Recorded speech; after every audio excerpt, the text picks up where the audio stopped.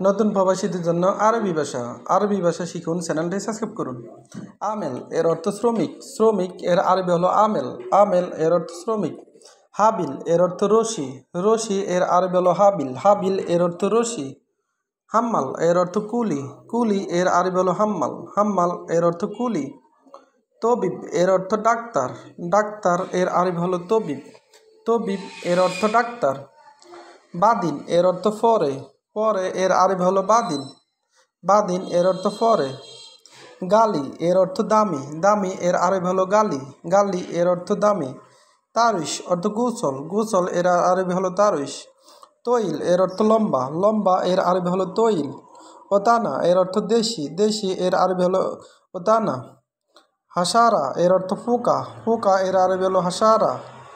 লুগা এর অর্থ বাসা। বাসা এর আরবি হলো লুগা। ভিডিওটি ভালো লাগলে অবশ্যই সাবস্ক্রাইব করুন এবং শেয়ার করুন। পরবর্তী ভিডিও পাওয়ার জন্য অবশ্যই সঙ্গে থাকুন।